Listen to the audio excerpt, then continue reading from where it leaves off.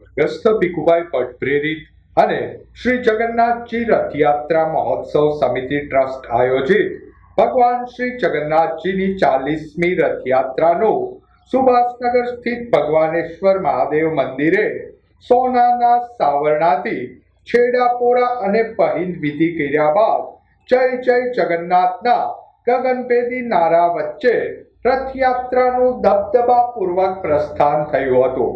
રથયાત્રાના પ્રસ્થાન પૂર્વે સુભાષનગર સ્થિત ભગવાનેશ્વર મહાદેવ મંદિરે ભગવાન શ્રી જગન્નાથજી, ભાઈ બલરામ અને બેન સુભદ્રાજીની મૂર્તિઓની શાસ્ત્રોક્ત વિધિ અનુસાર પૂજા અર્ચના કરાઈ હતી.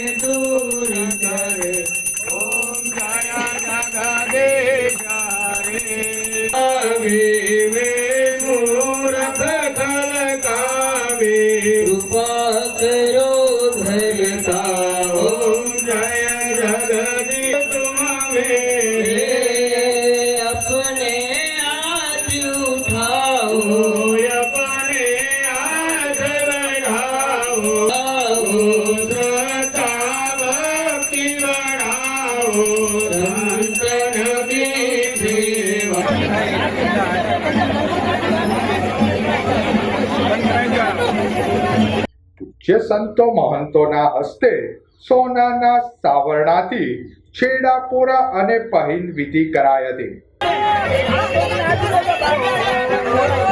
પૂર્વ સૈનિકો દ્વારા ભગવાન જગન્નાથજીને બેન્ડ બ્યુગલ વડે સલામી અપાઈ હતી. આ તકે યોજાયેલ પ્રસ્થાન સમારોહમાં રાજકીય આગેવાનો દ્વારા પ્રસંગોચિત ઉદ્બોધન કરાયું હતું. નગરજનોને અને આપણો આ રથ, આપણો જીવનનો રથ, સમાજની વ્યવસ્થાનો રથ એ સુપેરે ભગવાન જગન્નાથજી સૌનો પાર પાડે.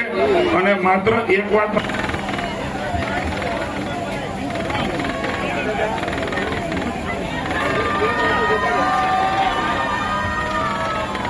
છેડાપોરા વિધિ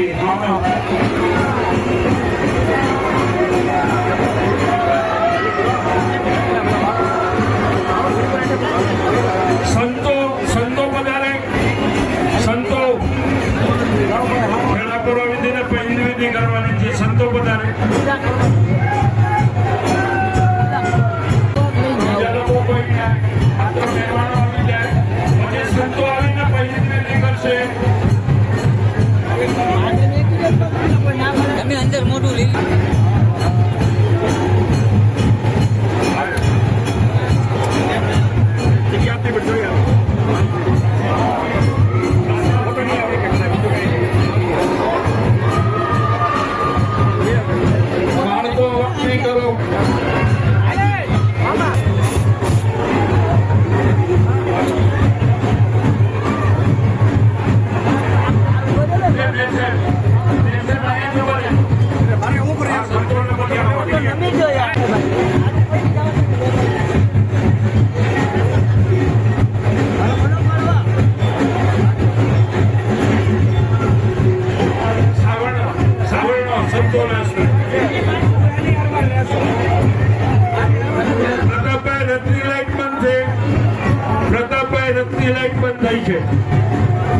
ક્ષેત્રના મહાનુભાવો ઉપસ્થિત છે. 40મી રથયાત્રા ગુજરાતની બીજા નંબરથી સમગ્ર હિન્દુસ્તાનની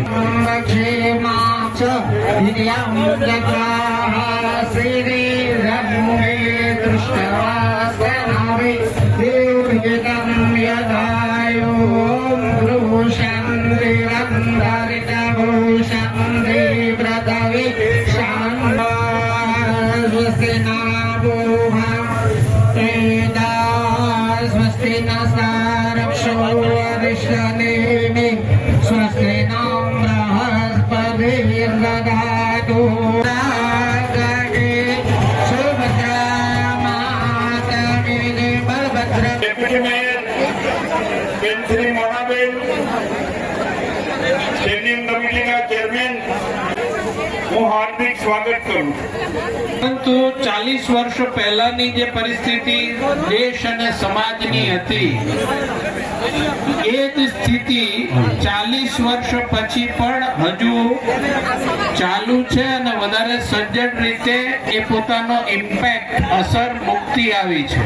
ની રથયાત્રા એ અમદાવાદ પછી બીજા નંબરે એટલે કે સમગ્ર ગુજરાતની અંદર બીજા નંબરની ભવ્યથી ભવ્ય આ રથયાત્રા હરુબાપુના નેતૃત્વમાં આયોજન થઈ રહ્યું છે.